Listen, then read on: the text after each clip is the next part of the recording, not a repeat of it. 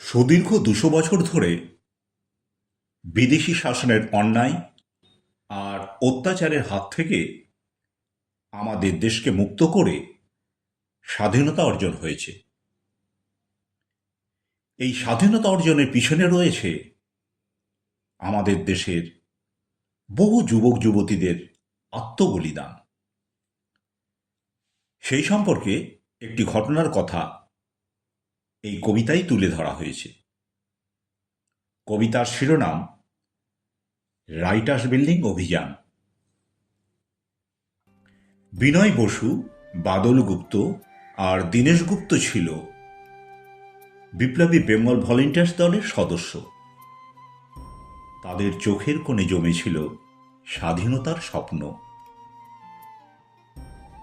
কারা বিভাগের অত্যাচারী কর্মকর্তা সিমসনকে হত্যা করবে বলে তারা নিয়েছিল শপথ। দিনটি ছিল ১৯৩০ সালে ৮ই ডিসেম্বর। ইউরোপীয় পোশাক পরে ব্রিটিশ পুলিশকে ফাঁকি দিয়ে তারা ঢুকেছিল রাইটার্স বিল্ডিংয়ে। অস্ত্র লুকিয়ে রেখেছিল পোশাকের মধ্যে। ঢুকে পড়েছিল তৎকালীন কারাপ্রধানের ঘরে। সেদিন বিপ্লবীদের গুলি লক্ষ্যভ্রষ্ট হয়নি। অত্যাচারী কারাপ্রধান লুটিয়ে পড়েছিল গুলির আঘাতে। বন্দে মাতারাম ধ্বনি গর্জে উঠেছিল বিপ্লবীদের কণ্ঠে। গোটা রাইটার্স বিল্ডিং যেন কেঁপে উঠেছিল সেই ধ্বনিতে।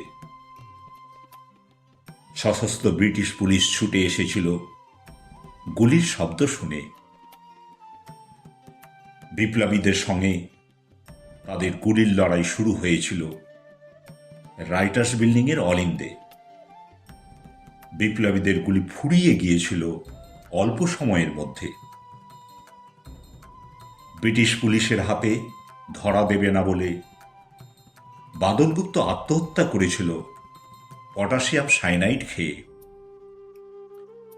বিনয় বসু আর দীনেশ গুপ্ত আহত হয়েছিল নিজেদের রিভলভারের গুলিতে। ১৩ই ডিসেম্বর আহত বিনয় বসু মারা গিয়েছিল হাসপাতালে।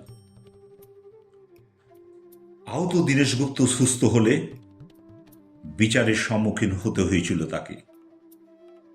বিচারে ফাঁসির সাজা হয়েছিল দোষী সাব্যস্ত হয়ে। ১৯৩১ সালের ৭ই জুলাই মাত্র ১৯ বছর বয়সে জেলে কার্যকর হয়েছিল তার ফাঁসি।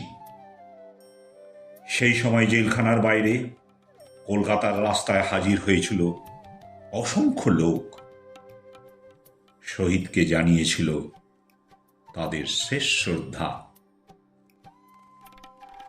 হে বিপ্লবীগণ, তোমাদের সাহসী সংগ্রাম ভেঙে দিয়েছিল ব্রিটিশ পুলিশের দম্ভ, নাড়িয়ে দিয়েছিল প্রশাসনের শিকড়।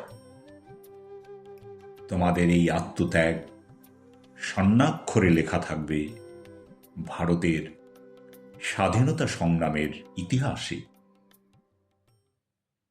কলমে ও কণ্ঠে রবীন্দ্রনাথ সরকার।